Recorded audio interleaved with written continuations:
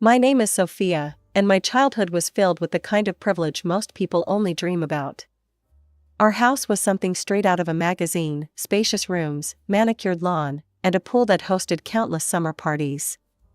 My father's business success made it all possible, and he never let us forget it. "Sophia, honey, remember that everything we have comes from hard work," my dad would say, his voice carrying that familiar mix of pride and authority. I'd nod, trying to absorb the lesson, even though at that age, I was more interested in playing with my cousin Chloe than understanding the value of money. Ah, Chloe. She was practically my sister, even though technically she was my cousin. Just a year younger than me, she was the daughter of my father's younger brother, Uncle Mark. Our families were inseparable, though the contrast in our living situations was hard to miss. "Your uncle's family needs our support," my mom would explain whenever I noticed Dad helping them out financially. "Family takes care of family." She was always the diplomatic one, smoothing over any awkward moments when Uncle Mark would accept another check from Dad. Chloe and I shared everything: clothes, secrets, dreams. We'd spend hours in my room, planning our futures. "We'll go to college together," Chloe would say, lying on my bed and staring at the ceiling. "And then we'll live in apartments next to each other, and our kids will be best friends too." When high school graduation approached, true to form, my father announced he'd pay for both our college educations. Mom stood beside him, beaming with pride as he made the announcement at our joint graduation party. "Both my girls deserve the best education possible," he declared, putting an arm around each of us. I remember how Chloe's eyes welled up with tears of gratitude, while I just smiled, taking it for granted. Looking back now, I should have noticed the signs. But back then, I was just happy to have my cousin/sister by my side as we packed our bags for college. We were going to take on the world together, two peas in a pod, never imagining that a wedding gift would eventually unravel everything we thought we knew about our perfect family. "This is going to be amazing," Chloe squealed as we decorated our dorm rooms, located conveniently across the hall from each other. "Nothing can ever come between us, right, Sophia?" "Nothing," I promised, meaning it with all my heart. God, how naive we were. How naive I was. But that's the thing about perfect families: sometimes they're perfect only because we choose not to look too closely at the cracks in the foundation. College flew by faster than I expected. Before I knew it, I was walking across the stage to receive my diploma, my family cheering from the audience. I felt on top of the world. Armed with my degree, I quickly landed a job at a marketing firm. Everything seemed to be falling into place. Well, almost everything. "Dad, I've been thinking about getting my own place," I brought up one evening over dinner. I'd been browsing apartment listings online, dreaming of having my own space. "The rental market is crazy right now, and with a down payment." "Sophia," he cut me off, putting down his fork. "You're an independent woman now. You have a good job. It's time for you to earn your own living. Your mother and I gave you a great education, but now it's time for you to stand on your own 2 feet." Mom just sat there, nodding in agreement. I felt like I'd been slapped. So that's how I ended up in a tiny one-bedroom apartment, watching my savings grow at a painfully slow rate while half my paycheck went to rent. But I was determined to prove I could do it on my own. A year later, Chloe graduated. We celebrated at her favorite restaurant, and that's when she dropped her bombshell. "Jake proposed," she squealed, flashing a diamond ring. "We're getting married in 4 months." 4 months flew by in a whirlwind of wedding preparations. I threw myself into my maid of honor duties, helping Chloe pick out everything from her dress to the table settings. Despite my own housing struggles, I was genuinely happy for her. The wedding day arrived, and everything was perfect. The ceremony was beautiful, the reception elegant. I watched Chloe dance with Jake, both of them glowing with happiness. Then my father stood up to make his speech. "Chloe," he began, his voice thick with emotion. "You've been like a daughter to me all these years. Watching you grow up alongside Sophia has been one of life's greatest joys." I smiled, sipping my champagne. Standard wedding speech stuff. But then, That's why, he continued, pulling out an envelope, I want to give you something special. Something to start your new life together. He paused for dramatic effect. The keys to your very own apartment. The glass nearly slipped from my hand. The room erupted in gasps and applause. Uncle Mark and Aunt Sarah were crying. Chloe rushed to hug my father, sobbing thank yous into his shoulder.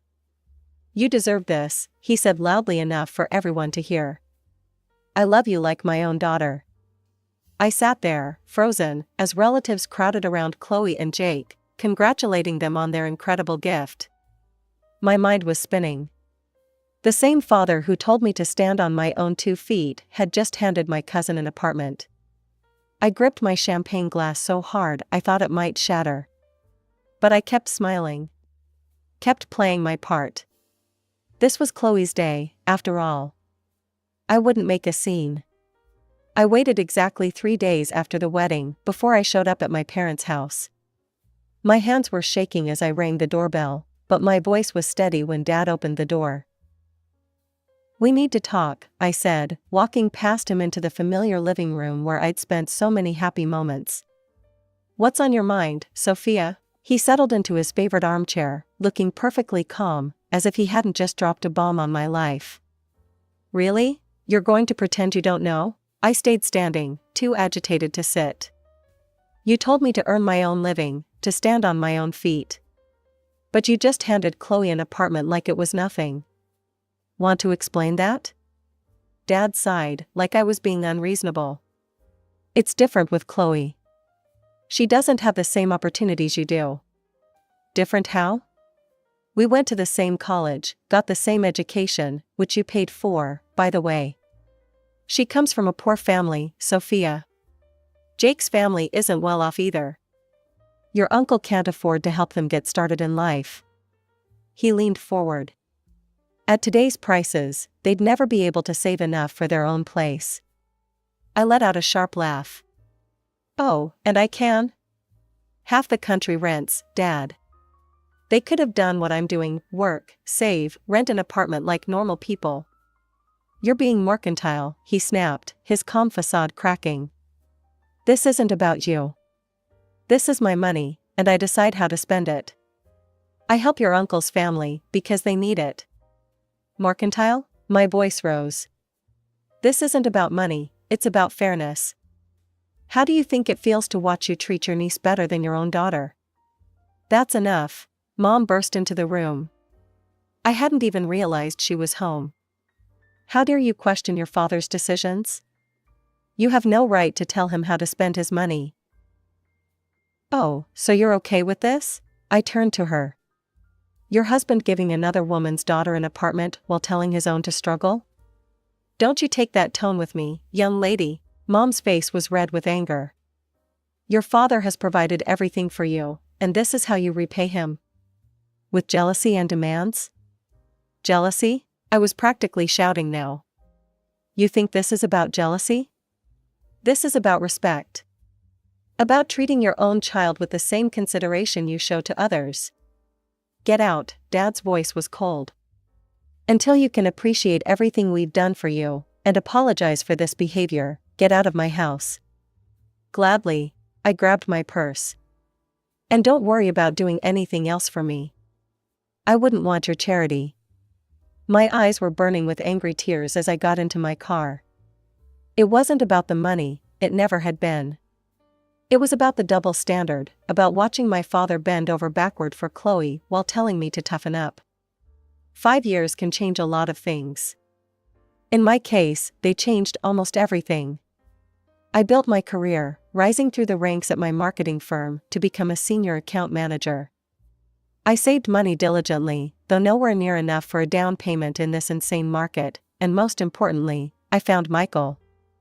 He walked into my life during a client meeting. He was the creative director we were partnering with, and something just clicked. The moment he proposed, on a random Tuesday evening while we were cooking dinner together, I knew I'd finally found someone who truly put me first. The wedding planning started immediately. Our date was set for early summer, and I threw myself into it with the same determination I brought to everything else in my life. The venue was booked, the dress was chosen, and then came the hardest part, the guest list. I spent hours at my kitchen table, staring at names and relationships, though it wasn't hard to decide who wouldn't be on it. I hadn't spoken to my parents or Chloe in 5 years, not since Chloe's nasty message on Facebook. "You're just jealous, because I have a husband and an apartment while you have neither. Grow up, Sophia. Maybe if you weren't so entitled, you'd have both by now.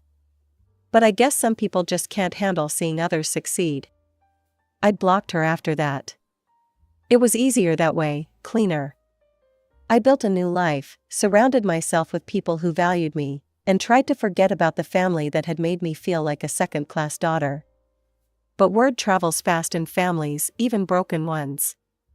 I was sitting in my apartment, reviewing floral arrangements and debating between roses and peonies, when my phone rang. Dad's name flashed on the screen, the first time in 5 years. My heart jumped into my throat, and my hand shook as I answered. "Sophia," his voice sounded older somehow, more tired. "I hear congratulations are in order." "Who told you?" My voice came out steadier than I felt. "Does it matter? Why didn't you invite me to your wedding?" He paused, and I could hear the hurt in his voice. "I'm your father. I should be the one walking you down the aisle." A bitter laugh escaped me before I could stop it. "Really? Now you want to play the father card?" "Sophia. Actually, I'm curious," I cut him off, feeling reckless. Something about hearing his voice had unleashed all the emotions I'd kept carefully contained for 5 years. "Will you be giving me an apartment as a wedding gift? You know, like you did for Chloe?" The silence on the other end stretched out so long I thought he'd hung up. Finally, he cleared his throat. "Look, sweetheart, business hasn't been great lately. I can give you $5,000 for the wedding. That's a generous gift. You should be grateful." $5,000. After giving Chloe a whole apartment. I felt that old familiar burn of indignation rising in my throat. Some things, it seemed, never changed. "Thanks for your generosity, Dad," I said, my voice dripping with sarcasm. "But keep your money. I don't need it." The line went dead before he could respond. I stared at my phone, my hands trembling slightly, wondering if that 5-year silence had been better than this reminder of why I'd cut contact in the first place. The notification popped up on my phone the next morning. "Robert Anderson has shared a post." My father rarely posted on social media, so seeing his name alone made my stomach clench. When I opened it, my hands started shaking. "I never thought I'd have to write something like this about my own daughter," the post began. "But Sophia has shown her true colors. She's demanding an apartment as a wedding gift, threatening not to invite me to her wedding unless I comply. The selfishness and mercenary attitude she's displaying breaks my heart. What happened to the daughter I raised?" The comments started rolling in immediately. "Aunt Linda, how ungrateful can she be? Cousin James, some people never appreciate what they have. Even people I barely knew were weighing in, you can't demand gifts like that. What kind of daughter blackmails her own father?" My fingers flew across the keyboard before I could stop myself. "A matter of principle? You gave my cousin an apartment for her wedding. Your own daughter deserves the same consideration, or at least an explanation for the difference in treatment." But the comments kept coming, each one more judgmental than the last. My hands were shaking so badly I could barely type, but something had snapped inside me. I opened a new post and started writing. "Let me tell you all a story that's been bothering me for years," I began. "It's about a father who has always treated his niece better than his own daughter. Let me list the ways. Every birthday, Chloe got lavish parties, while mine were simple family gatherings. When we went on family trips abroad, Dad always took Chloe shopping separately, buying her extras I never got. Her pocket money was consistently double mine. Dad paid for her education, which I appreciate he did for both of us. He gave her an apartment as a wedding gift, while telling me to stand on my own feet.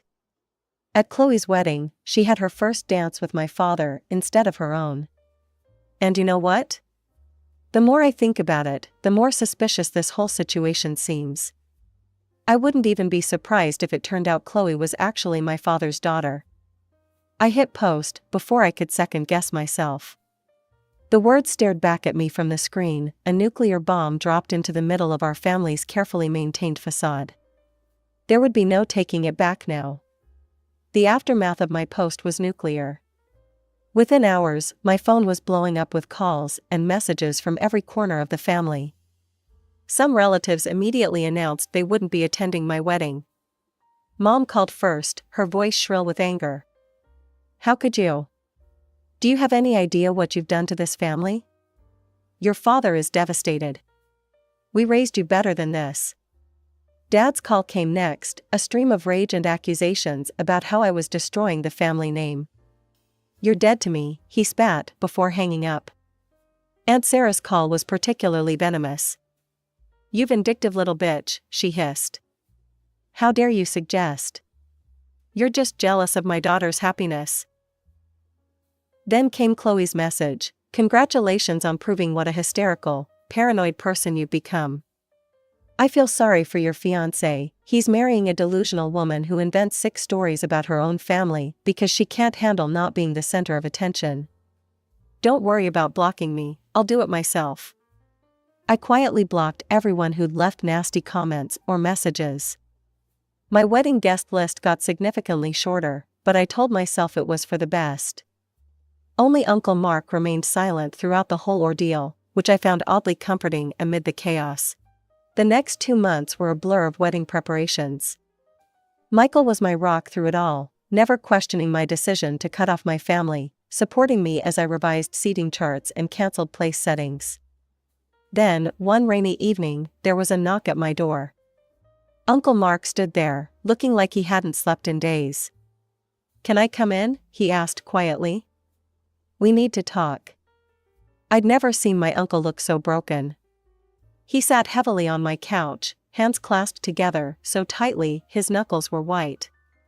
"Your post," he began, "about your father's treatment of Chloe, it made me start thinking. Really thinking about everything. And remembering." He told me about the early years of his marriage, how my father was always around their house. He'd drive Sarah home from work, saying it wasn't safe for her to take the bus. This was even before she was pregnant with Chloe. He was always bringing her gifts, expensive ones. I thought, God, I was such a fool. I thought he was just being a generous brother. Uncle Mark's voice cracked. He reached into his jacket and pulled out an envelope with trembling hands. "I had to know. After your post, I just had to know." The DNA test results were printed on official laboratory letterhead. My uncle had collected hair samples from all 3 of them, himself, Chloe, and my father. The results were unequivocal. Uncle Mark's genetic match to Chloe showed only an uncle's relationship, 84%, while my father showed a 99.99% paternal match. "Sarah confessed everything today," he whispered. 25 years. They've been having an affair for 25 years. Since before Chloe was even conceived. We sat there until well past midnight, piecing together memories that suddenly made horrifying sense. The special treatment, the excessive gifts, the way my father always seemed to know about Chloe's life before anyone else. All those times he'd insisted on driving Aunt Sarah to doctor's appointments when she was pregnant. "I'm so sorry, Sophia," Uncle Mark said as he was leaving. "I should have seen it. Should have known." I watched him walk to his car in the rain, his shoulders hunched with the weight of 2 decades of betrayal. For the first time since this whole nightmare began, I felt no satisfaction in being right. The morning after Uncle Mark's visit changed everything. I was still processing our conversation when my phone buzzed with a text from Mom. "Sophia, your uncle just left. We need to talk. Can you meet me at Rosemary's Cafe in an hour?" I found her already there, sitting in a corner booth, looking like she hadn't slept.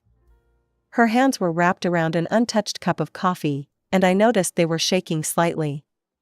"I've filed for divorce," she said before I could even sit down. "I just came from the lawyer's office." Her voice cracked. 25 years of marriage, and I never knew. Never wanted to know, maybe.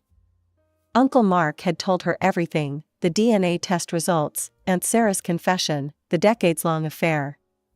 He'd filed for divorce too, unable to stay married to a woman who'd lived such a profound lie. Sophia, Mom reached across the table and grabbed my hands. Her eyes were brimming with tears. I owe you the biggest apology. All these years, I defended him. I sided with him. I watched him favor Chloe and told myself it was nothing. I should have listened to you. Should have seen what was happening in my own home. Mom. No, let me finish. When you posted about your suspicions, I was so angry. I thought you were trying to hurt us, trying to get revenge. But you were the only one brave enough to say what we all should have seen. We spent hours in that cafe, crying, talking, beginning the slow process of healing. Mom ordered a bottle of wine, and we shared it as she told me about all the signs she'd ignored over the years, all the moments that suddenly made terrible sense. Later that evening, I was at home trying to process everything that had happened when someone started pounding on my door. I opened it to find Dad standing there, his face purple with rage. "Are you happy now?" he shouted, pushing past me into my apartment. "You've destroyed everything. 2 families, destroyed because you couldn't keep your mouth shut." "I destroyed nothing," I replied, surprised by how steady my voice was. "You did this. 25 years ago, you made a choice that would destroy these families. I just exposed the truth." His face twisted. "Well, I won't be at your wedding." "How's that for truth?" "I wasn't planning to invite you," I said quietly. "You haven't been a real father to me in years." "Then it's settled," he snarled. "You're no longer my daughter." A strange calm settled over me. "That's fine," I smiled. "You have another daughter anyway, don't you?" The look of shock on his face was almost comical. Before he could respond, I opened the door and gestured for him to leave. When he did, I closed it firmly behind him, leaving him standing in the hallway. That evening, I called Uncle Mark. My hands were trembling slightly as I dialed his number. "Uncle Mark, I have something to ask you." I took a deep breath. "Would you walk me down the aisle at my wedding?" There was a long pause, and I heard him clear his throat several times before he could speak. "Sophia, I would be honored." 2 months passed in a blur of wedding preparations. The guest list was shorter than originally planned, but somehow that made it more special. Every person who attended had chosen truth over comfortable lies, had stood by me when it would have been easier to look the other way. The garden venue was beautiful, scattered with white roses and peonies. Mom sat in the front row, dabbing at her eyes with a tissue. When Uncle Mark took my arm to walk me down the aisle, I saw tears in his eyes too. The divorce proceedings between my parents moved surprisingly quickly. Mom told me later that Dad agreed to everything just to get it over with, perhaps hoping to minimize the scandal. They settled out of court, and Mom received a $200,000 settlement. I was in my rented apartment, surrounded by wedding thank you cards I was writing, when Mom came to visit one afternoon. "I want you to have this," she said, sliding an envelope across my coffee table. Inside was a check for the full settlement amount. "I don't need this money. What I need is for my daughter to have the home she deserves." She reached out and squeezed my hand.